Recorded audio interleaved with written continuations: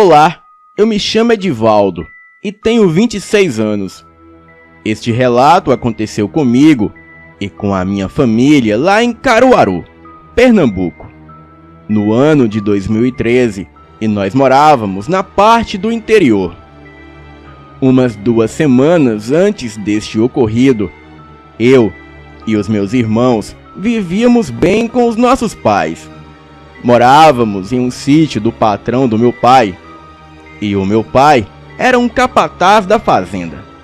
Porém, nós não morávamos na fazenda, e sim em um sítio próximo.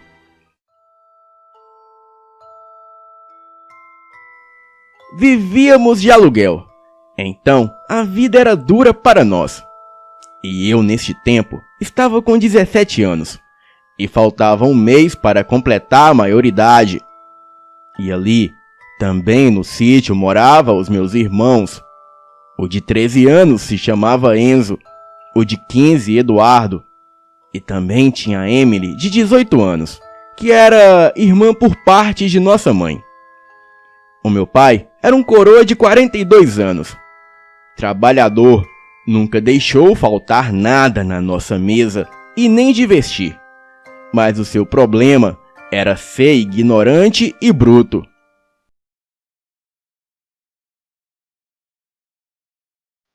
E desde pequenos, o meu pai sempre nos ensinou a nos defender.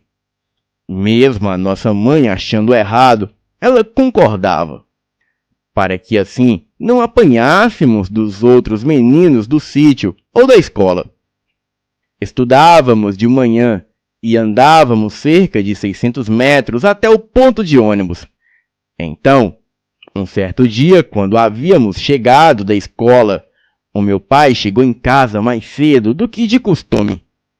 Pensávamos que ele tinha vindo para almoçar, o que era estranho, porque ele sempre almoçava por lá mesmo. E quando percebemos que ele estava bêbado, a minha mãe perguntou o que tinha acontecido, o motivo dele ter voltado cedo, e também porque estava bêbado.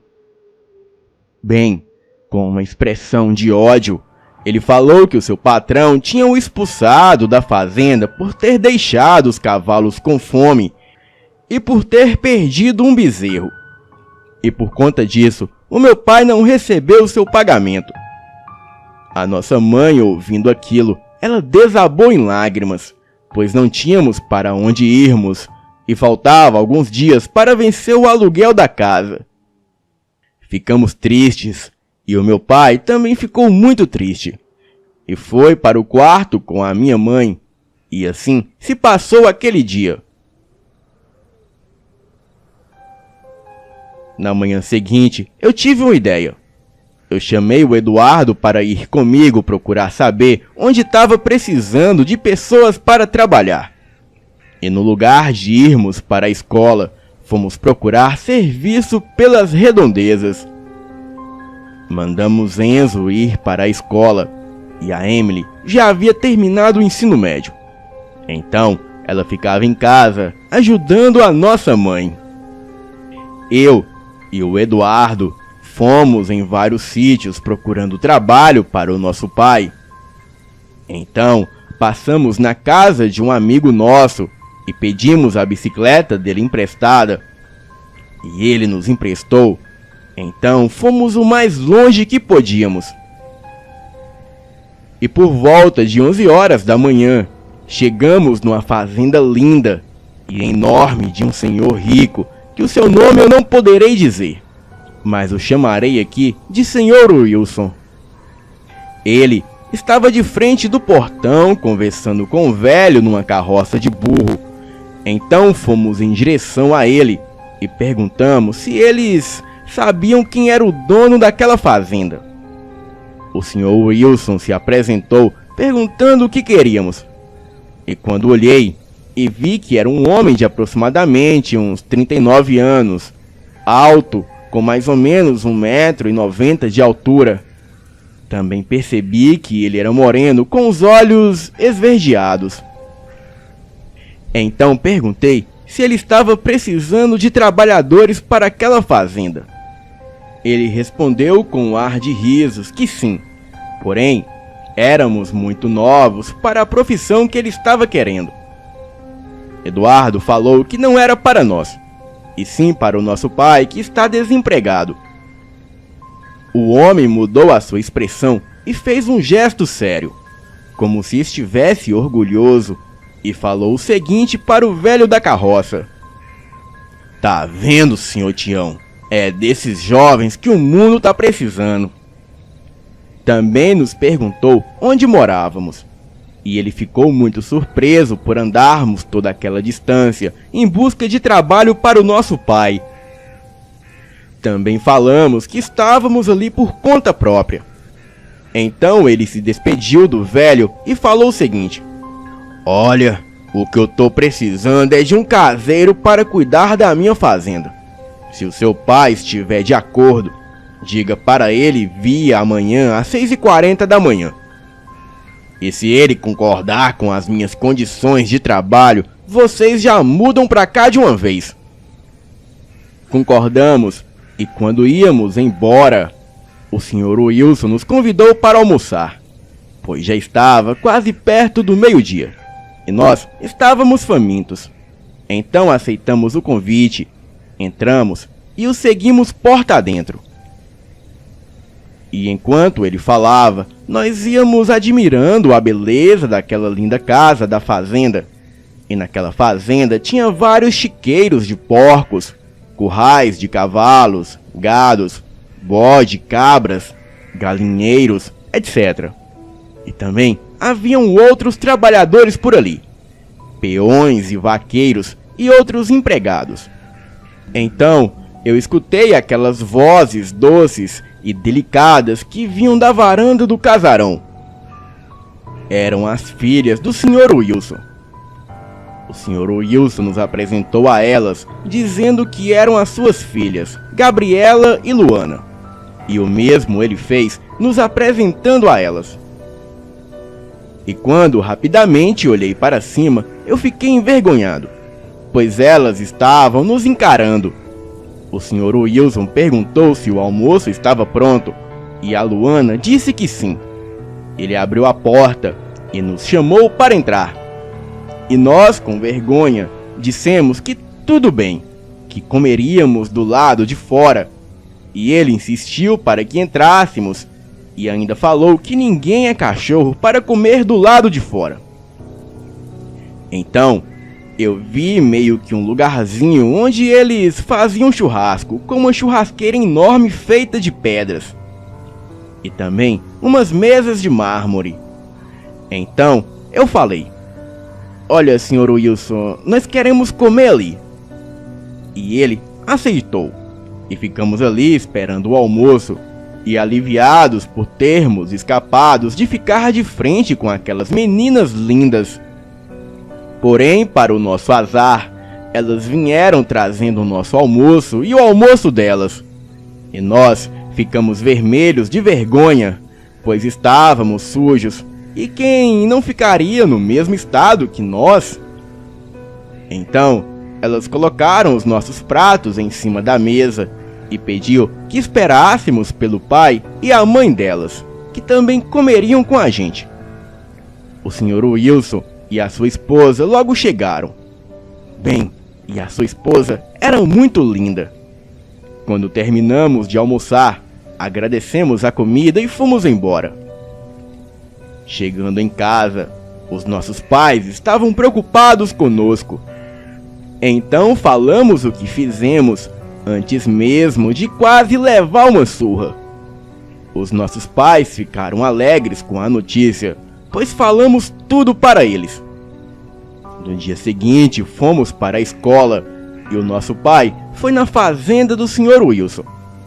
E quando chegamos da escola, a nossa mãe falou que já havia acertado as coisas lá na fazenda e que nós mudaríamos para lá. Fiquei muito feliz e mais tarde, depois que almoçamos, ajeitamos as nossas coisas e o nosso pai veio com a carroça de burro e assim passamos a tarde toda levando as coisas de casa até a nova casa. Essa nova casa era bonita e bem espaçosa, tendo nela 3 quartos, um banheiro, a sala e a cozinha. A casa foi feita no bloco, então era bem resistente. Alguns dias depois, a minha irmã fez amizade com as filhas do Sr. Wilson. A fazenda ficava perto de uma outra parada de ônibus, então não andávamos tanto para pegar o ônibus para a escola. E o nosso pai logo fez amizade com o Sr. Wilson, que era um patrão humilde e respeitoso. Bem, aquilo tudo parecia um sonho.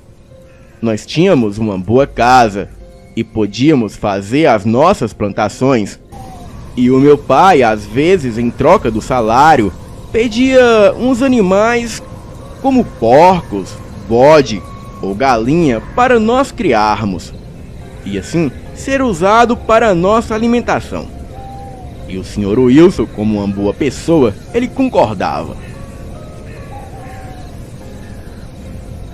Então, chegou o mês do meu aniversário, que foi logo depois do carnaval, no mês de março. Então eu ganhei uma festa de aniversário, comemorando os meus 18 anos de idade. E depois da festa ter acabado, como se já não fosse bom o suficiente para mim, por volta das 23 horas, eu, já quase no sono, a minha irmã me chama no canto e fala que a Luana está à minha espera lá na piscina. Na hora, me deu um nervosismo, porque mesmo morando lá, nunca havíamos conversado de verdade.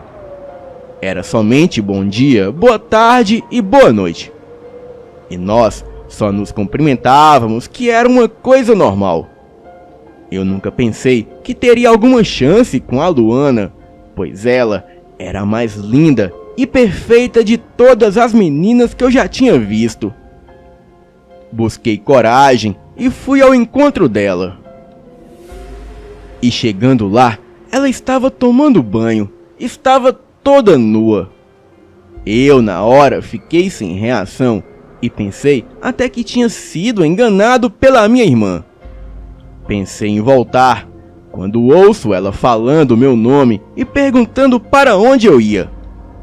Rapidamente, eu pedi desculpas e disse que não era a minha intenção em vê-la nua. Então, eu escuto ela saindo da piscina e, se aproximando, falou que não tinha problema e que eu podia abrir os meus olhos. Bem, nessa hora eu só pensava que iríamos fazer sexo, e então eu perderia a minha virgindade com a garota mais linda que já conheci. Mas logo eu ouço um grito do meu irmão Eduardo chamando meu nome. E quando abro os olhos, eu não vejo mais a Luana. E ali na minha frente estava uma criatura com olhos amarelos enormes, e não era a Luana. Era outra mulher que eu nunca tinha visto. Eu não conseguia mexer o meu corpo. Era como se eu estivesse hipnotizado por aqueles olhos amarelados brilhantes. E da boca daquela fera saíam dentes afiados. E a criatura também tinha garras no lugar das mãos. Eu tomei um susto que me fez pular para trás. E percebi que aquilo ainda estava se transformando, pois de trás da coisa saía um rabo como de cachorro. E era muito estranho a cor do pelo da criatura, pois aquilo era cinza e com orelhas pontudas, como as de um gato. A coisa estava toda nua. E quando aquilo se abaixou, eu peguei uma churrasqueira de ferro que estava ali e joguei com tudo em cima da criatura. Eu saí correndo e o meu irmão Eduardo, me vendo correr, ele também correu. Eu só escutava aquela espécie de miado macabro que aquela coisa dava. Olhava para trás e não via nada. Corremos para casa e quando chegamos, fechamos as portas com pressa e só escutamos os cachorros latindo e uivando e vários outros bichos fazendo muita zoada. O nosso pai, neste momento, já havia se despertado e já com um facão na mão perguntou o que era aquilo. E todos da casa estavam acordados. E então o Eduardo logo falou que tinha um bicho que estava acuando os cachorros. O meu pai, não entendendo nada, então saiu e foi se juntar com os outros peões que já estavam a caçar e a atirar no que quer que fosse aquilo. A nossa mãe e a nossa irmã, assustadas, perguntaram o que era aquele alvoroço todo. E eu não conseguia falar nada, tremia muito. E sem falar nada, eu fui até o banheiro tomar um banho, ainda não acreditando no que eu havia acabado de presenciar. Aquela noite eu demorei muito para dormir, mas ainda escutei o meu pai voltar para casa. Porém, ele não falou nada a respeito daquilo e foi para o seu quarto. Ele e minha mãe ficaram de conversa e eu logo caí no sono. No dia seguinte, eu falei com a minha mãe e com os meus irmãos o que havia acontecido. A minha irmã, ouvindo a conversa, ela falou que não sabia de nada e que naquela noite ela estava dormindo com o Enzo no quarto e só se levantou quando já estava aquela zoada toda. A nossa mãe falou que nunca ouviu falar de um bicho assim. E ficamos conversando sobre aquilo enquanto tomávamos café. E já chegando na hora de sair, nos arrumamos e fomos para a escola. Fora de casa, vimos aquela bagunça toda e havia restos de cachorro para todos os lados. Também haviam 2 vacas mortas, 5 galinhas sumidas e todas as suas ninhadas devoradas, pois não havia nenhum pinto. E os leitões despedaçados, e aquilo parecia até uma cena de filme de terror. O patrão do meu pai saiu para a cidade e mandou meu pai e os outros peões cuidarem da fazenda, e que informasse a ele quando abatessem a criatura. Bem, 3 dias se passaram e não aconteceu nada de anormal. Mas na noite de quinta-feira, o meu pai e os outros capatazes estavam de vigilância. E eu, sem fazer nada, por volta de 22 horas, eu fui até o meu pai perguntar se podia fazer companhia para ele. Ele não concordou e falou que era perigoso. Respondi dizendo que já era de maior e que já tinha responsabilidade pelos meus atos. E então ele concordou e perguntou o que tinha acontecido naquela noite. E claro, eu contei tudo, mesmo se ele não acreditasse.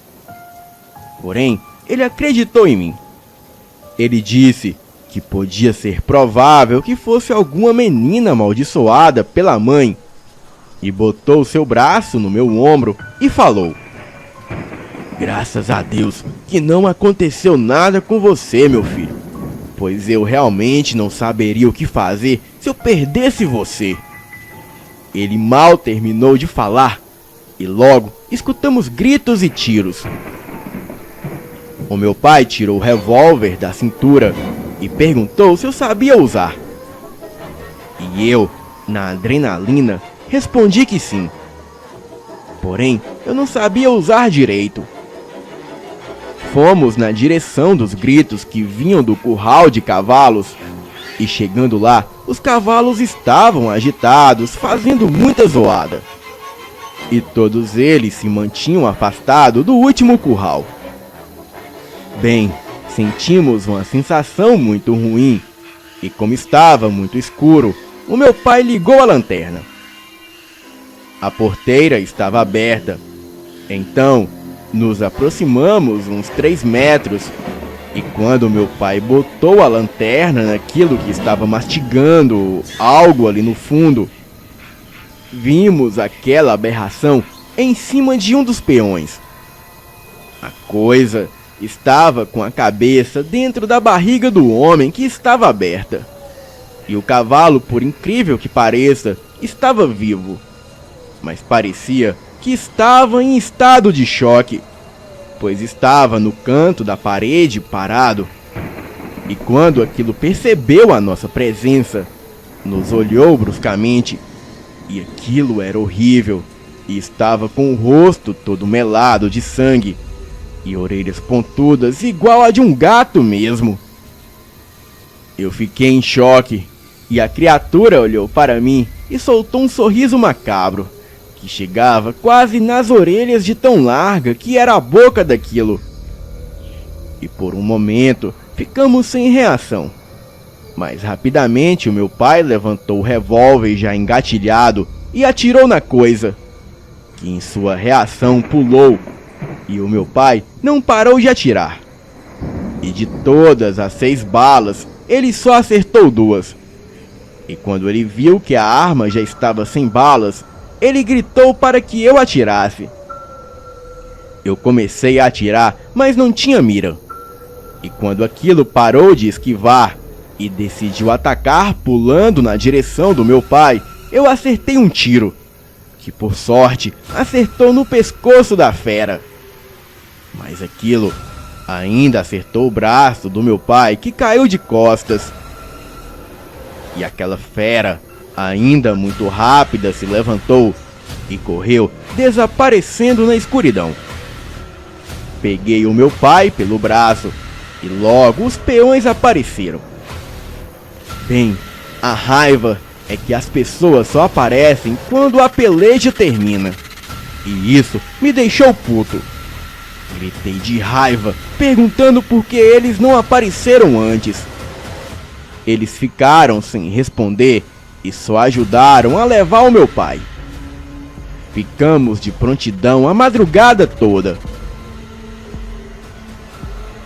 Eu fui dormir, pois estava muito cansado. E por volta das 15 horas, eu acordei com o meu pai me chamando para conversar. Ele falou que aquela noite nós iríamos matar aquela coisa, e que eu tinha que ficar em casa para proteger a minha mãe e os meus irmãos. Bem, eu discordei, mas pensando melhor, eu acabei concordando. A noite chegou e o meu pai já havia saído. Eu fiquei em casa conversando com a minha família e passou horas e horas e nada daquilo aparecer. E quando deu 2 da madrugada, escutamos algo se aproximando, mas nem ligamos, porque os cachorros não latiram. Mas 2 minutos depois, algo ficou fungando nas janelas e portas. Eu estranhei e me subiu logo um calafrio, então eu fiquei em alerta. E foi quando a porta começou a ser socada várias vezes, e eu mandei a minha mãe e os meus irmãos irem para o quarto. Os meus irmãos se negaram, falando que iam enfrentar a criatura também. Então aquilo saiu da porta da frente e correu em direção à cozinha. E para o nosso azar, a Emily tinha esquecido de fechar a porta. Então aquela besta entrou com tudo dentro de casa. E o Eduardo, num ato de desespero, ele foi em cima. Porém, foi pego pelo pescoço. Eu corri para salvar o meu irmão e, como estava armado, comecei a atirar. E então eu acertei as pernas e a barriga da criatura. Aquilo logo gritou e jogou o Eduardo na parede. Ele bateu a cabeça e desmaiou. Bem, eu me desesperei. Então eu vi o meu pai aparecendo por trás da besta e dando uma facãozada no braço da criatura, e aquilo gritou muito. A fera empurrou meu pai com muita força e saiu correndo. Os outros peões atiraram na direção da criatura. Eu corri para ver se o Eduardo estava bem. E ele acordou dizendo que estava bem e só estava com um pouco de dor de cabeça.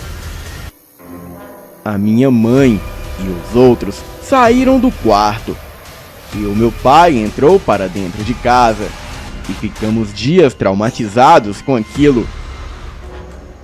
Mas logo se passou algumas semanas e a fera não voltou mais. O meu pai ligou para o Sr. Wilson dizendo que já tinha resolvido o problema. E os outros peões também concordaram em dizer que o problema foi resolvido. Então o Sr. Wilson voltou para a fazenda com a sua família. Vizinhos relataram de ter visto Sebastião, um fazendeiro vizinho, levando a sua filha para o hospital e disse que ela tinha se machucado com a serra de cortar.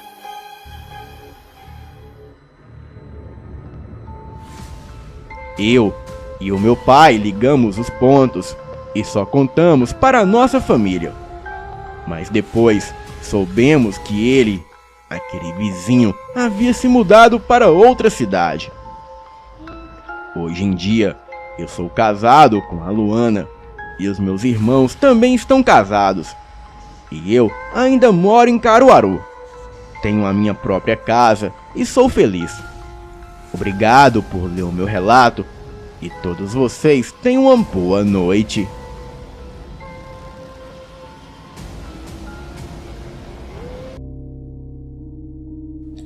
Olá, Elite Oculta. Me chamo Robert e tenho 52 anos. Esse relato ocorreu comigo há 10 anos atrás, na cidade de Tabatinga, Amazonas. Essa cidade fica bem na divisa do Peru e Colômbia. Resumindo, é um verdadeiro fim de mundo. Na época, eu era caminhoneiro e tinha que levar uma carga da Fiat até Manaus. E aproveitando a viagem, fui levar um reaproveitamento de carga para Ipixuna. Agora, pense em um fim de mundo, mais fim de mundo que o Acre. Sim, agora multiplique por 10 e você vai ter a cidade de Ipixuna. Bom, nessa viagem, estava eu e um amigo. E esse amigo se chama Jubileu. Assim que chegamos em Tabatinga, fizemos a entrega do restante da carga e não sabíamos o que era a carga, pois como falei, esse foi um serviço à parte que me contrataram de forma anônima e me ofereceram R$10.000 para me trazer junto essa carga no caminhão. Já que eu estava indo para Manaus, Itabatinga fica a aproximadamente 1.000 quilômetros de Manaus. Bom, de forma alguma eu poderia desviar minha rota, mas como eu trabalhava terceirizado e o caminhão era meu, então eu fui, pois R$10.000 é muito dinheiro. Assim que cheguei na cidade, fui contatado por um homem desconhecido. Ele me passou o endereço do local de onde era para me levar a carga e assim eu fiz. Claro que havia muito risco nisso. Poderia ser um assalto ou até mesmo um golpe. Mas como o homem que me contatou lá na minha cidade em Minas Gerais me pagou R$5.000 adiantado, eu tinha que cumprir com o acordo. E assim eu fiz. Levei a carga onde fui solicitado. Eu e o Jubileu estávamos armados, caso precisássemos nos defender. Bom, o local que chegamos era uma estrada erma de terra. Ficava rodeada de árvores. Nem o GPS funcionava ali. Assim que chegamos, retiramos a carga do caminhão, que era um caixote de aproximadamente 1 metro por 1,5 metros, e estava lacrado. Ao longe, avistamos um jipe se aproximando com um homem e uma mulher. Eles se identificaram como receptor da carga, conferiram a mercadoria e em seguida me pagou o restante do pagamento em dinheiro.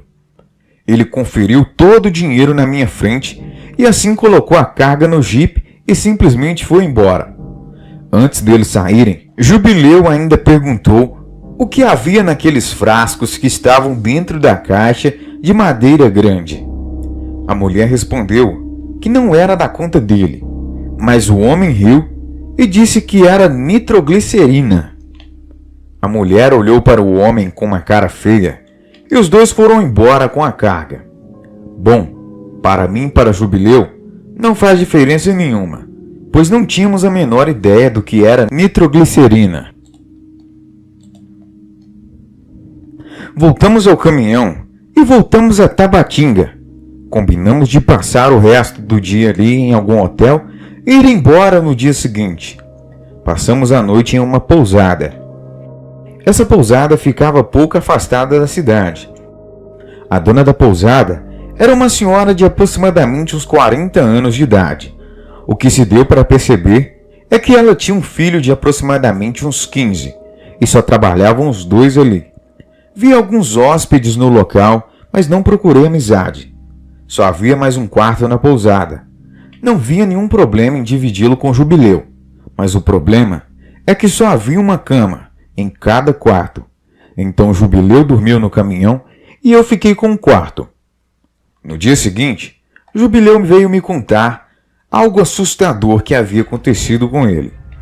Ele disse que durante a madrugada ele acordou sem sono e quando olhou pela janela do caminhão, ele viu uma moça muito linda passando. Ela tinha longos cabelos negros e aparentava ter uns 20 anos. Jubileu logo pensou o que a moça estaria fazendo uma hora dessas ali, em algum lugar tão deserto sozinha. Jubileu acenou os faróis do caminhão para a moça, ela olhou para trás e deu um sorriso. Jubileu então saiu do caminhão e foi até a moça. Os dois começaram a conversar e Jubileu se ofereceu para levar ela até sua casa. Ela aceitou, mas disse que morava pertinho e que poderiam ir a pé mesmo, e assim fizeram. Jubileu conta que passaram por um cemitério que ficava em uma rua deserta de areia e de repente eles começaram a ouvir uivos saindo de dentro do cemitério. Eram uivos amedrontadores. A moça se assustou e começou a correr. Jubileu tentou correr para alcançar, mas as luzes dos postes foram embora, deixando o local em completa escuridão. Depois de Jubileu ver que havia realmente perdido a moça, ele tentou voltar para o caminhão em plena escuridão, mas foi aí que ele sentiu algo o perseguir. Ele escutava pegadas pesadas o seguindo, mas como era muito medroso, ele evitou olhar para trás. Mas olhar para trás foi inevitável, quando ele ouviu aquela coisa que o perseguia urrar atrás dele. Desesperado, ele tentou correr, mas caiu no chão, e quando olhou para trás, ele viu a silhueta da coisa mais horrenda que ele já viu em toda a sua vida. Jubileu disse que aquilo era uma criatura enorme de uns 2 metros. Tinha pelos negros acinzentados e olhos vermelhos como fogo. Nesse momento, Jubileu ficou ali no chão paralisado, observando a criatura vir em sua direção. Jubileu ali mesmo caído no chão, vendo aquela criatura se aproximar dele em passos lentos e pesados. Então ele sacou a arma que sempre levava consigo e apontou para a direção da criatura. Porém, logo de imediato, a luz da rua voltou e Jubileu pôde ter certeza do que estava parado em sua frente. Ele confirmou que a criatura era mais horrenda do que parecia ser no escuro, mas quando aquilo viu que Jubileu apontava a arma em sua direção, em questão de segundos aquilo correu e entrou no mato que ficava na lateral da rua. Jubileu conta que aquilo parecia correr 80 km por hora, de tão rápido que era aquilo. E ele ainda estava sendo modesto, pois aquilo foi tão rápido que não deu tempo nem de Jubileu ver direito. Ele levantou rapidamente e disparou, a correr em direção ao caminhão. Quando ele pensava que não poderia ficar pior, acreditem, ficou pior a situação. A criatura veio o perseguindo por dentro do mato, e a todo momento ele correu focando na criatura dentro do mato, mesmo que ele não conseguisse vê-la. Ele escutava o barulho do mato se quebrando, mas foi quando de relance ele olha para o outro lado para ver se avistava alguém, mas o que ele avistou foi muito pior. Havia outra criatura com as mesmas características da que o perseguia pelo mato em cima do muro do cemitério, o acompanhando com os olhos. Ele então deu um tiro para cima e imediatamente, quando olha em sua volta, não vê mais nada. Já não havia aquele demônio em cima do muro do cemitério, e muito menos barulho da outra criatura que o perseguia pelo mato. Jubileu pensou de correr para a pousada onde estava, porém, ele ficou com medo das portas estarem trancadas e ninguém o ouvir. E além do mais, a pousada estava mais distante que o caminhão. Jubileu rapidamente entrou no caminhão e se trancou lá dentro. Ele ficou completamente imóvel, sem fazer barulho algum, mas ele conta que ouvia aqueles mesmos passos pesados rodearem o caminhão. Mas não era apenas um, eram vários passos, como se ali estivesse 3 ou 4 daquela criatura. Depois de mais ou menos 10 minutos, aqueles passos foram parando até diminuir e sumirem. Mesmo assim, Jubileu continuou ali, imóvel, sem fazer barulho algum. Depois de algum tempo, ele pegou no sono e acordou com o raiar do sol. Mas ele se lembrava de cada detalhe do acontecido. Sinceramente, eu não acreditei em nada do que Jubileu me disse. Achei que ele teve um sonho e está achando ser real. Mas escutei toda a história com atenção e fingi acreditar. Disse para ele não se preocupar, pois estaríamos fora de Ipixuna antes do pôr do sol. Jubileu já estava bem melhor, mas ele queria ir embora das pressas dali. Então, pedi para ele se acalmar e fomos tomar um bom café da manhã. Confesso que o café da manhã dessa pousada foi o melhor que eu já comi em todas as minhas viagens pelo Brasil afora. Eu comi um belo x-caboquinho, que é o pão com tucamã e queijo coalhado. Uma delícia. E tomei uma vitamina de genipapo. Nunca experimentei antes, mas foi a melhor vitamina que já tomei na vida. Jubileu, com seu jeito abananado, comeu cuscuz com queijo, bolo de mandioca e suco de cupuaçu. Depois do café da manhã, fomos abastecer o caminhão e fazer algumas checagens para a viagem. Deixei meu celular no quarto carregando, pois Jubileu usava o único carregador veicular que tinha. Meu celular era o modelo Nokia 1100. Gostava muito desse celular, pois ele tinha lanterna. Abastecemos o caminhão e fizemos algumas calibragens dos pneus. Então, retornamos para a pousada. Não levamos nem 1 hora para retornar, mas quando entro no quarto, qual foi a minha surpresa? Todas as minhas coisas estavam reviradas, diferente de como eu havia deixado. Minha cama estava bagunçada e meu celular havia sumido. Mas eu fiquei muito nervoso. Procurei a dona Lourdes, a dona da pousada, para esclarecer isso, pois tinha uma forte suspeita que seu filho havia entrado no meu quarto, pois adolescentes têm essas manias de mexer em coisas alheias. Mas na recepção da pousada estava apenas o garoto. Eu perguntei por sua mãe e ele disse que não havia desde a manhã. Então, eu o perguntei se ele havia entrado no meu quarto, e ele disse que não, pois estava na escola e tinha chegado fazia 5 minutos. E além do mais, sua mãe dele tem as cópias das chaves dos quartos. Então, rapidamente, peguei o celular de Jubileu e liguei para o meu celular, mesmo sabendo que quem quer que o tenha roubado, provavelmente já havia se livrado do chip. Mas para minha surpresa, o celular estava chamando e alguém o atendeu. Dava para escutar a respiração da pessoa na linha. Por mais que eu falava alô, alô, a pessoa não respondia e desligava. Fiz isso por mais 2 vezes e aconteceu a mesma coisa. E na terceira vez, não atenderam mais. Pelo menos agora, eu tinha certeza que não foi o garoto que pegou meu celular, pois ele estava ali na minha frente sentado, apenas me observando. Resmunguei a Jubileu que isso era um absurdo, e que nós iríamos embora dali sem pagar a hospedagem. No mesmo momento, o celular de Jubileu toca. Ele atende e era um homem que se identificou como Hércules. Ele perguntou se eu estava próximo e pediu para Jubileu me passar o telefone.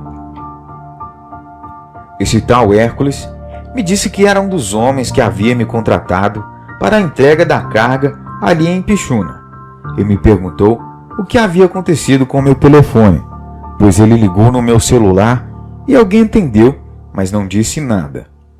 Depois que ele disse alô, alô, está me ouvindo? Pareceu que a pessoa do outro lado da linha reconheceu sua voz e disse em nenhum momento ele havia dito seu nome para ela. E na noite em que se conheceram, eles não tiveram tempo de se apresentarem. Jubileu a questionou de como ela sabia seu nome, e ela disse que me ouviu chamar por esse nome, mas eu também não me lembro de chamá-lo pelo nome na presença dela. Mas deixamos isso para lá, e ela se apresentou a Jubileu como Jane. Jubileu se despediu de Jane e fomos aproveitar a noite. Por volta das 4 da manhã, voltamos ao caminhão e fomos embora dali. Assim que esquentávamos o motor do caminhão, veio um homem e bateu na janela do caminhão. Ele se apresentou como Steven Wilde. Fomos até o local estabelecido na hora estabelecida. Era um beco atrás do cemitério São Francisco, às 3 horas da tarde, daquela sexta-feira. Parou uma van e saiu 2 homens. Vieram falar com nós e disse que Hércules já havia falado com todos os detalhes da entrega e que eles mesmos colocariam a mercadoria dentro do baú do caminhão. Mas eu insisti em ajudar e eles deixaram para assim terminar o serviço rápido. Apenas pediu para que eu e Jubileu tivéssemos cuidado com as caixas, pois seu conteúdo era pólvora negra. Em outras caixas havia ácido fluorantimônico, cuja acidez é 100 vezes mais forte que o ácido sulfúrico. Em um único barril, ele disse que havia nitrato de prata misturada com enxofre. Depois de carregar o caminhão, voltamos para Manaus. Mal sabia eu que estava carregando um caminhão-bomba, pois nunca na vida tinha ouvido falar em pólvora negra, nitroglicerina e ácido fluorantimônico. Como ali em Manaus havia um bom sinal de celular, Jubileu logo ligou para Jane ou Jandira e disse que estava com saudades. Disse também que estaríamos em Ipixuna no domingo e queria muito vê-la. Ela disse que achou que ele havia ido embora, e ele disse que não, que apenas havia ido buscar uma carga para um tal de Hércules. Jandira logo perguntou que carga era essa, mas antes de Jubileu responder, eu rapidamente disse para ele calar a boca, pois estávamos em uma missão secreta, pois Hércules havia dito para não comentar com ninguém, pois se isso chegasse a ouvidos errados, poderíamos até sermos presos. Jandira, do outro lado da linha, estava ouvindo tudo e perguntou por onde iríamos passar, e o tolo do Jubileu, que era mais burro que uma porta, disse que íamos passar pela rodovia principal. Então, Jandira disse que estaria o esperando em Ipixuna, mas que quando ele estivesse a uns 100 km de Ipixuna e tivesse sinal de telefone, ele a ligasse, e ele concordou. Bom, a viagem foi tranquila, e quando faltavam 100 km aproximadamente para chegarmos, Jubileu ligou para Jandira. Era em torno de 11 da noite. Ela atendeu e os dois ficaram conversando até o sinal do celular desaparecer. Depois de 30 minutos, enquanto passávamos por uma estrada de terra próxima a Fogoso, que dá encontro com o rio Juruá, lembramos a todos que os lugares e nomes de pessoas que digo nesse relato é real, pois assim, quem está ouvindo não chegue à dúvida de minha pessoa, pois tenho certeza que alguns de vocês conhecem muito bem esses lugares e talvez até essas pessoas. Voltando ao relato, assim que passávamos por uma curva estreita, nos deparamos com alguns troncos de árvores no meio da estrada. Aquele era um atalho para ganharmos tempo. Esqueci de falar que na última ligação de Jubileu com Jandira, ela sugeriu esse atalho para ganharmos tempo. Mas nem suspeitávamos que se tratava de alguma armadilha, pois a Jandira parecia ser uma moça bem ingênua, pois todas as pessoas daquela região têm traços indígenas. Eu e Jubileu descemos do caminhão para remover os troncos de árvores e deixamos os faróis acesos para clarear o local. E assim que estávamos quase terminando, os faróis começaram a ficar fracos até se apagarem. Pouco antes dos faróis se apagarem totalmente, Jubileu jura que olhou em direção ao caminhão e viu a Jandira ali parada. Em seguida, ouvimos um uivo estrondoso vindo do mato que rodeava a estrada. Rapidamente Jubileu saca seu revólver e também faria o mesmo nessa situação, mas eu havia deixado a minha arma no caminhão. A única certeza que eu tinha era que alguém deveria ter entrado no caminhão e apagado os faróis, pois não havia chance alguma da bateria acabar, pois a mesma estava com carga total. Jubileu pediu que eu terminasse rápido de retirar o tronco restante, que ele ia até o caminhão. Então eu me apressei, mas foi aí que vi uma criatura saindo do mato. A princípio achei que fosse um javali. Não dava para ver direito, mas dava para ver a silhueta daquilo. E foi quando aquilo se pôs de pé e pude ver que parecia um cachorro, porém era muito grande e muito pesado. Aquilo tinha os olhos vermelhos como brasa. Fiquei paralisado de medo e olhei em direção ao caminhão para ver se avistava Jubileu, mas vi algo muito pior. Havia mais 3 daqueles demônios saindo do mato e indo em direção ao caminhão. Como eu disse, eu só vi a silhueta daquela coisa, pois estava um breu. Eu não conseguia gritar. E de repente, escuto um tiro vindo do caminhão. Sem suspenses, eu logo digo que foi o Jubileu que atirou. Mas o que me deixou chocado foi que no ato do disparo, em minha volta, clareou em um rápido momento. Então pude ver nitidamente o que eram aquelas coisas. Sem sombra de dúvidas, eram lobisomens. Posso afirmar isso porque tem vários amigos caminhoneiros que já avistaram esse ser nas estradas e me descreveram sua aparência, pois eu nunca acreditei, mas agora a prova dessas histórias estavam ali, na minha frente. Pude contar no mínimo 4 dessas criaturas, mas não dava para ver direito, pois eles pareciam se mover em super velocidade, pois ao mesmo tempo que estavam em um lugar, na hora do tiro, pareceu que sumiram e depois reapareceram. Sim, eu não tinha dúvida. Aquilo era uma emboscada, e aquelas criaturas estavam ali para nos matar e pareciam brincar conosco. Não tínhamos a menor chance contra aquilo. Então, galera, espero que tenham gostado do relato. Como esses tipos de relatos são muito grandes, decidi dividi-los em partes. Mas amanhã às 18 horas eu posto a segunda parte para vocês. Acompanhem e uma boa noite.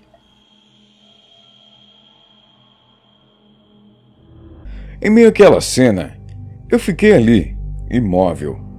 O ar estava pútrido e ao mesmo tempo subiu um fedor intenso de cachorro molhado. Peguei rapidamente o isqueiro e acendi para ver se via algo. Eu não era fumante, mas sempre carregava um isqueiro comigo, pois eu e Jubileu às vezes queimávamos um baseado para nos manter relaxado durante as longas viagens. E qual foi minha surpresa quando acendi o isqueiro? Pude contar 4 daquelas criaturas. Uma estava em cima do caminhão farejando algo por lá, 2 estavam na frente do caminhão e o quarto só via sua silhueta atrás de mim. Achei que aquela coisa fosse me matar, mas em instantes, Jubileu buzinou o caminhão. E quem é caminhoneiro sabe que a buzina do caminhão é ensurdecedora. Eu levei um baita susto, e olha que eu já estava em completo pânico. Mas acabou que deu tudo certo. A buzina assustou também aquelas coisas. Jubileu gritou para que eu entrasse no caminhão, e eu não pensei duas vezes e corri com tudo em direção ao caminhão. Quando eu estava apenas a 2 metros da porta do caminhão, uma das criaturas veio com tudo e me derrubou no chão. Aquilo saltou em cima de mim e veio com as suas presas afiadas em direção ao meu pescoço. Mas rapidamente coloquei meu braço como escudo. Nessa hora, Jubileu já tinha ligado os faróis e foi possível ver aquelas criaturas com mais detalhes. Aquilo tinha um peso de um urso. Assim que cravou os dentes no meu braço, aquilo começou a sacudir a cabeça como se quisesse arrancá-lo, e com toda certeza conseguiria, se não fosse Jubileu fazer um disparo a queima-roupa na criatura. Aquilo deu um urro muito alto e correu para o mato, me deixando para trás. Entrei no caminhão rapidamente e Jubileu já deu a partida e saímos dali. Tirei a camisa e amarrei sobre meu braço, pois sangrava muito. Mas as coisas estavam longe de terminar. A velocidade máxima que estávamos indo com o caminhão era de 40 km por hora, pois a estrada era de terra e cheia de buracos, naquele suposto atalho. Se fôssemos mais rápidos que isso, o caminhão poderia tombar. Aquelas criaturas estavam perseguindo o caminhão, quando de repente começaram a pular em cima do caminhão com muita força de impacto. Parecia cenas de filme de terror. Jubileu começou a buzinar intensamente e as criaturas se afastaram. Parecia que a buzina os repeliam. E depois de 2 horas de estrada, chegamos a Ipixuna. Jubileu insistiu em me levar para um hospital, mas eu disse que estava bem e voltamos para a pousada. Sinceramente, eu não vi a hora de voltar para Minas. Ainda estava em pânico por tudo que estava acontecendo. Chegamos na pousada por volta de 2 da manhã. A dona da pousada estava na porta da casa. Ela disse que escutou um caminhão se aproximar e foi confirmar se éramos nós. E em seguida perguntou o que aconteceu com o meu braço. Eu estava tão cansado que simplesmente nem disse nada. Jubileu respondeu por mim e disse que eu havia sido atacado por um cachorro. Ela disse que tínhamos que tomar cuidado, pois ali na região havia muitos cachorros e dos grandes. Achei estranho o que ela disse, mas ignorei e fui para o quarto. Nessa noite, Jubileu dormiu no mesmo quarto que eu. Ele colocou um cobertor no chão e se acomodou lá mesmo. Ele não tinha mais coragem de dormir no caminhão. Quando fui lavar meu ferimento, tomei um susto, pois os ferimentos foram muito intensos. Então, quando fui falar com Jubileu que ia no hospital pela manhã, logo pego ele no flagra, falando com a Jandira pelo telefone. Ele dizia a ela detalhes de tudo o que aconteceu, como se ela não estivesse por trás de tudo aquilo. Começamos a discutir e eu disse que ela armou aquilo para nós. E ele insistia que ela não tinha nada a ver com isso tudo. Eu estava muito cansado e deixei para lá tudo isso e fui dormir. Logo pela manhã, Hércules liga e disse que precisava da carga antes das 8 da manhã. Jubileu, que falou com Hércules, disse que impossível, pois estaria me levando a um hospital, pois eu teria sido ferido por um cachorro muito grande. Hércules imediatamente perguntou onde estávamos e Jubileu passou o endereço da pousada. Ele disse para não sairmos da pousada, que ele estaria lá em 20 minutos. Hércules logo chegou em um sedã e veio um casal junto com ele. Porém, o casal estava em uma van. O casal se apresentou como Jucimeire e Jacinto. A Jucimeire parecia ter em torno de 30 anos e Jacinto em torno de 50. Hércules pediu para ver o meu braço. E assim que eu tirei a faixa, para minha surpresa, estava bem pior do que antes. Já estava ficando roxo e dormente. Hércules rapidamente pediu para Jacinto e Jucineire descarregar o caminhão e levar a carga.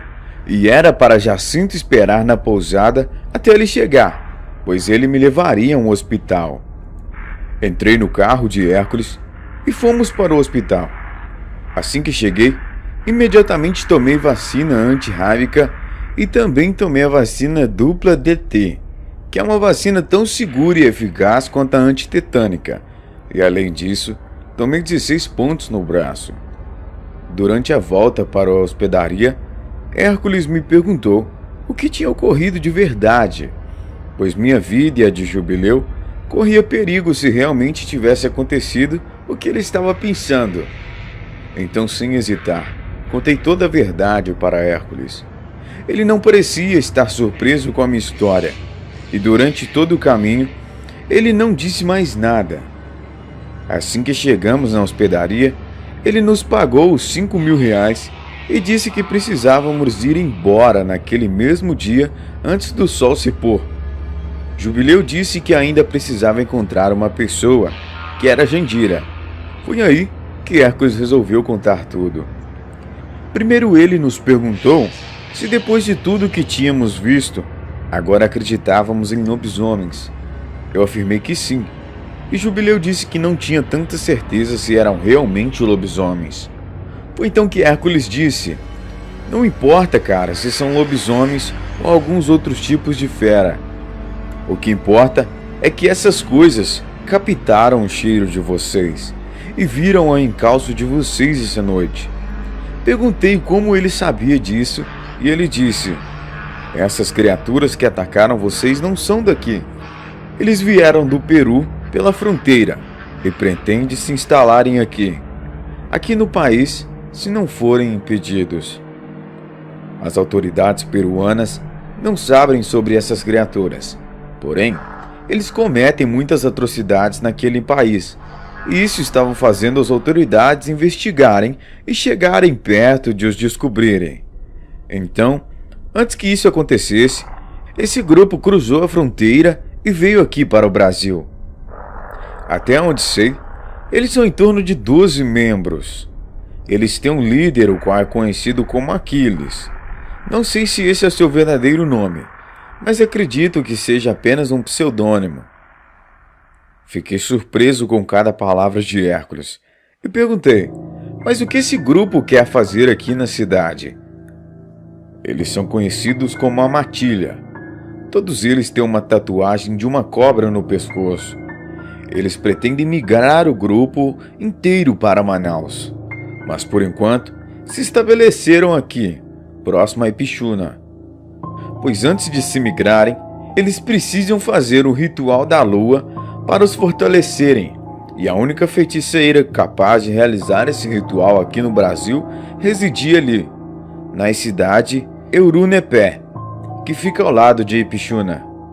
Jubileu logo disse que Jandira não tinha nenhuma tatuagem de cobra no pescoço, e Hércules disse que ela não pertencia à Matilha, mas trabalhava para eles como bode expiatório.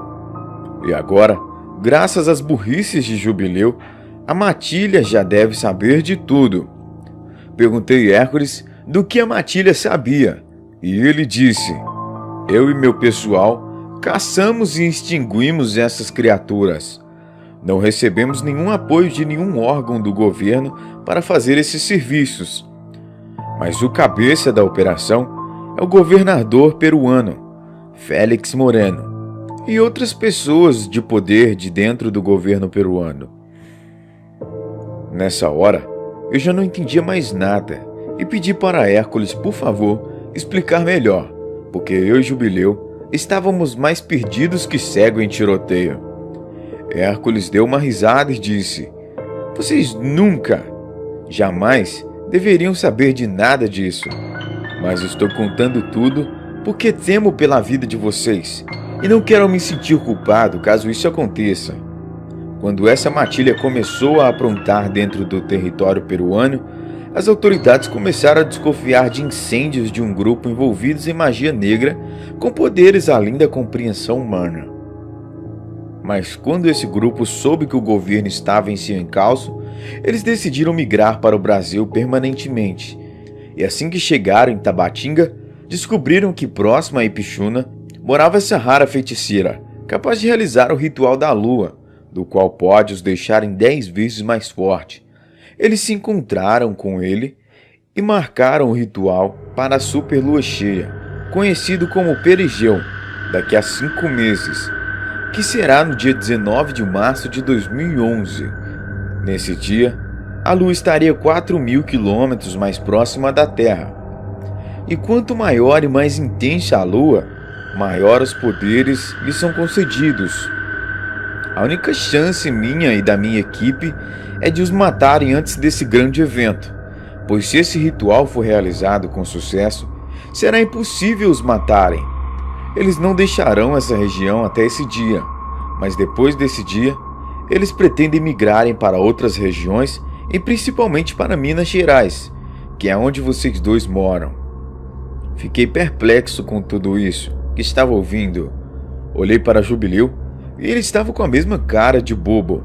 Provavelmente não estava entendendo nada do que Hércules falava e provavelmente deveria estar pensando em Jandira. Perguntei a Hércules qual era o seu envolvimento com o governo peruano e ele disse: eu e meu grupo estamos fazendo serviços em troca de favores. Eu e mais 5 pessoas dos quais estão comigo éramos traficantes. Estávamos sempre transportando drogas da fronteira peruana para o Brasil e vice-versa. Mas fomos pegos no Peru e entramos em conflito com a polícia peruana. Houve troca de tiro e 3 do meu pessoal foram mortos. Eles tiveram reforços e conseguiram nos prender. Depois de longas investigações, a Polícia Nacional do Peru descobriu que eu e meus homens já haviam entrado em conflito com membros da matilha por dívidas de drogas. Éramos os únicos que já tinham visto o líder da matilha, o Sr. Aquiles. E depois de alguns dias, a polícia nos levou para um lugar isolado e lá encontramos o governador Félix Moreno e outros de poder. Eles nos fizeram uma proposta de vir para o Brasil e matar todos os membros da matilha em troca da nossa liberdade. Quando realizássemos esse trabalho, ganharíamos novas identidades e novos nomes, e teríamos uma vida nova. Essa é a missão super secreta. Apenas o governador e outras pessoas de poder que sabem da existência da mesma. E para a polícia peruana, estamos mortos. E é isso que vai acontecer se não acabarmos com a matilha ou tentarmos fugir. A matilha tem 5 meses para se preparar para esse ritual. Porém, eu e meus homens só temos mais 7 dias de prazo para os matarem e mandar foto da cabeça de cada um deles para o nosso líder, que nos monitora através dessas tornozeleiras para que não fujamos.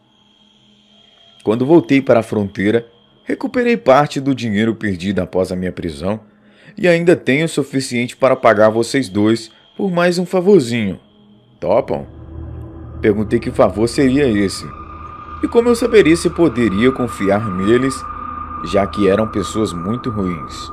E ele disse: olha, Robert, você não me conhece, e seja lá quem eu for, te garanto que sou mais humano do que as criaturas que te atacaram. Eu até te levei para o hospital. Estou aqui perdendo horas com você do meu precioso tempo.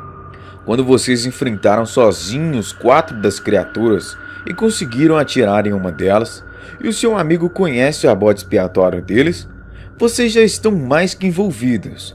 Podem até se negarem a me ajudar, mas se essas criaturas conseguirem realizar o ritual da Superlua, eles vão migrar para Minas Gerais, e podem ter a certeza que irão atrás de vocês, pois vocês atirou em um deles, e eles são bem unidos.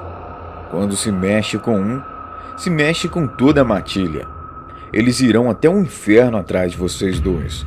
Ou seja, vocês já estão envolvidos nisso. Ou me ajudam a acabar com eles, ou eles acabarão com vocês. Eu já estava tremendo de medo. Falei: Jesus, Maria e José, olha com quem eu vim me meter. Com uma matilha de lobisomem procurada internacionalmente e com traficantes criminosos. Hércules disse: esse será o último favor, e dessa vez pagarei vocês dois 10.000 reais. E essa matilha sabe da existência minha e de meus homens, a seu encalço, e agora suspeitam que vocês trabalham diretamente para mim. Bom, primeiramente quero que vocês dois finjam não saber de nada, que Jandira é uma deles. Deixem ela pensar que vocês não sabem de nada, pois assim saberemos onde e quando eles irão agir. Depois, vou querer que vocês façam e simulem o mesmo trajeto da última viagem. Quero que eles pensem que vocês continuem trabalhando e trazendo carga para mim. Quero que a Jandira, de alguma forma, fique sabendo, pois assim eles armariam emboscada para vocês durante o trajeto. Eu logo disse: pode esquecer, Hércules. Você tá louco? Jamais coloco a minha vida em risco dessa forma novamente. Ele disse: calma, calma. Toda a mercadoria que vocês trouxeram para mim é altamente explosiva. Um de nossos informantes me disse onde eles costumavam residir na mata. Eu tenho todas as coordenadas do lugar. E assim que vocês estiverem na estrada, eles irão atrás de vocês. Nesse tempo, eu e meu pessoal colocaremos explosivos na toca deles. Dessa vez, eles vão conseguir imobilizar o caminhão de vocês com armadilhas como da última vez. Mas dessa vez, assim que o caminhão parar, parte dos meus homens sairão de dentro do baú do caminhão com metralhadoras, acabando com essas criaturas. Muitos deles, com certeza, irão fugir. E assim que chegarem em seus esconderijos, serão surpreendidos pelas bombas tóxicas de nitrato de pólvora. Isso servirá para os deixarem tontos e fracos. E aí que os surpreendemos e os matamos. Trabalho fácil para vocês receberem 10.000 reais e ainda saírem como heróis. Bom, eu simplesmente topei. Aquele homem tinha uma lábia muito convincente. Parecia até Jesus falando. Até Jubileu topou. Estava com medo. Mas uma coisa que Hércules disse que me tranquilizou bastante é que aquelas criaturas eram muito fortes e ágeis. Porém, não eram nada inteligentes. E já ele era bastante estrategista. Jubileu continuou a conversa com Jandira, pois precisávamos dela. E por volta das 6 da noite, saímos com o caminhão. E no baú do caminhão estava Jacinto, Jucineire e outro rapaz que se chamava João Alves. Tínhamos que passar pelo mesmo percurso para sermos emboscados novamente pelas criaturas, mas dessa vez eram eles que seriam emboscados. Se você gostou, deixe seu like e o próximo vídeo eu trago a parte 3 para vocês.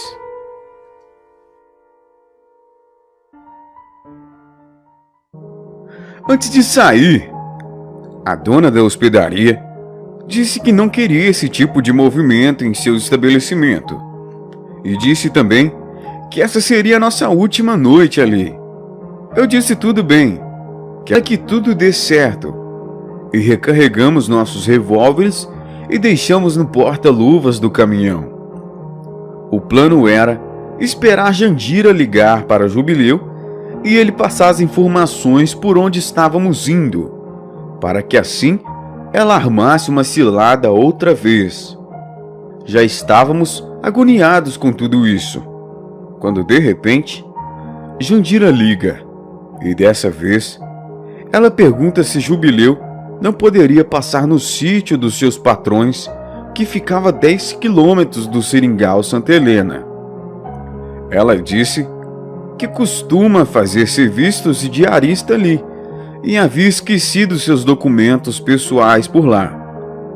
E ela precisaria deles para uma entrevista de emprego na segunda-feira, em uma loja ali de Pichuna. Jandira até nos ofereceu 500 reais em dinheiro para fazermos esse favor a ela. E disse também que já havia avisado a sua patroa e assim que chegássemos com o caminhão, eles saberiam do que se trata. Tava na cara que era uma armadilha, pois pelo que me lembro, ela também disse que trabalhava na casa noturna que a encontramos outro dia. Mas como cair nessa armadilha fazia parte do plano. Logo topamos. Jandira passou as coordenadas e seguimos o caminhão para o suposto sítio de seus patrões. Foram 150 quilômetros de estrada de terra, que era sim uma armadilha. E se a emboscada não fosse durante o percurso na estrada, seria lá no sítio.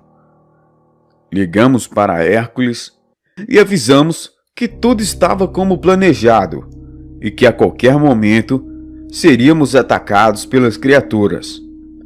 Hércules disse que não perderia tempo e estava indo com o resto do pessoal colocar os explosivos na toca das criaturas. Confesso que estava tremendo de medo, ainda mais naquela noite. Era uma noite de lua cheia. Depois de umas 3 horas, chegamos no tal sítio. Eu estava apreensivo. Esperamos no caminhão por volta de uns 20 minutos e nada das criaturas vir nos atacar. Então, Jacinto nos ligou de dentro do baú do caminhão e disse para pegarmos nossas armas e irmos até a casa do sítio, que qualquer movimentação estranha que eles percebessem, eles já sairiam atirando. Eu disse para eles não atirarem até eu sair de lá, pois não queria ser atingido por bala perdida. Lá fomos eu e Jubileu. Entramos no sítio e batemos na porta da casa.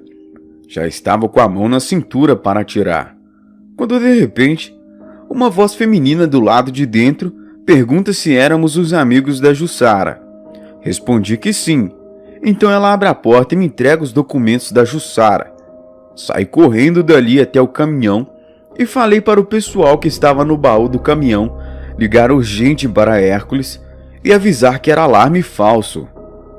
Eles ligaram mais de 10 vezes, porém o telefone tocava e caía na caixa postal. Pegamos o caminhão e voltamos imediatamente. Fomos direto para onde Hércules estava indo, pois temíamos pelo pior. Se as feras não vieram ao nosso encalço, com certeza estariam lá, esperando Hércules e seu pessoal chegar. Mas que pesadelo! Jandira havia armado uma armadilha em cima do que havíamos armado para ela. Com certeza, ela sabia o que estava planejando muito bem. Mas como ela sabia disso? Ah, claro. Com certeza foi a velha maldita da hospedaria. Agora tudo faz sentido. A filha da mãe roubou meu telefone para tentar obter informações sobre mim. E ela estava varrendo a frente da hospedaria enquanto conversávamos ali.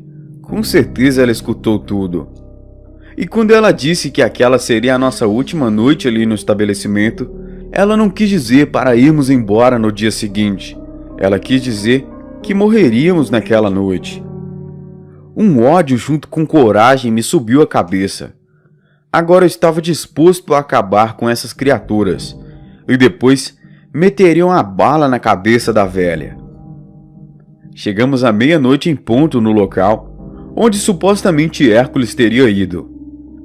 Eu e Jubileu estávamos carregando nossos revólveres, enquanto Jucineire, Jacinto e João estavam com metralhadoras e também carregavam bombas de fumaça com nitrato de prata para deixar as criaturas lentas e cegas.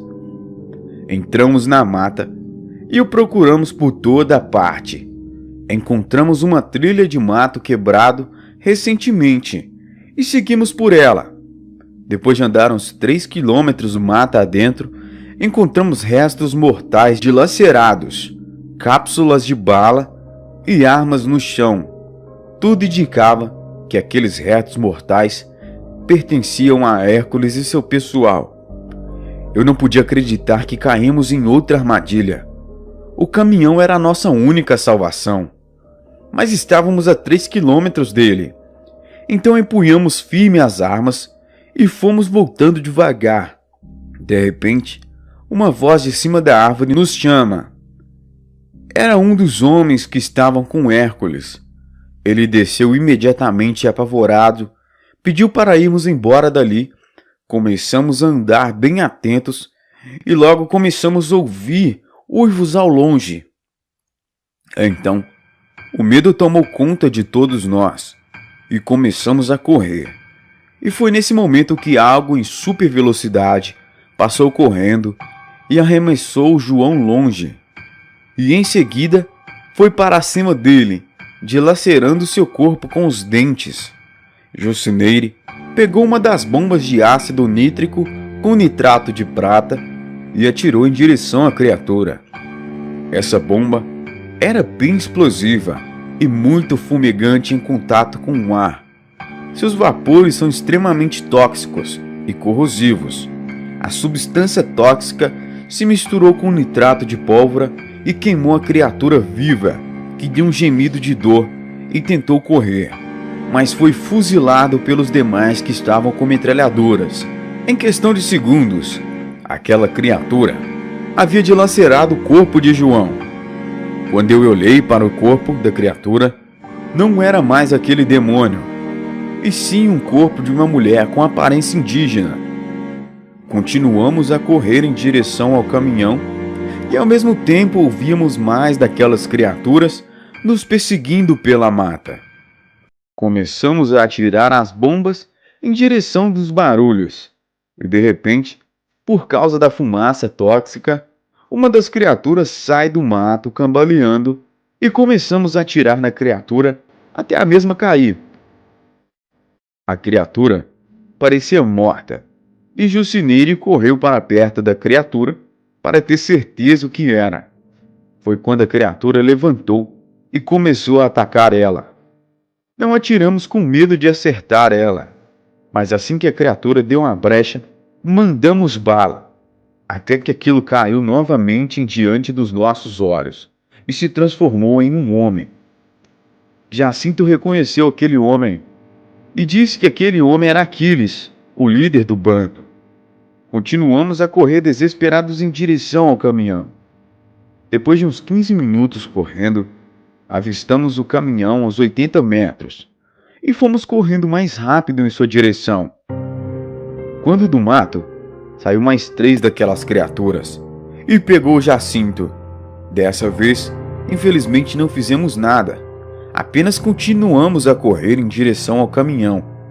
Entramos os 3 com tudo dentro do caminhão. O ligamos e assim que demos a partida, 2 daquelas criaturas começou a bater com tudo no caminhão. E assim que saímos com o caminhão, uma das criaturas entrou na frente tentando parar o caminhão. Aceleramos e passamos por cima, esmagando aquela criatura. Jubileu olhou pela janela e viu uma grande poça de sangue da criatura que atropelamos, enquanto as outras 2 estavam lá paradas, observando o caminhão. Jubileu colocou o revólver para fora da janela, começou a atirar. Em uma velocidade incrível, as 2 criaturas desapareceram.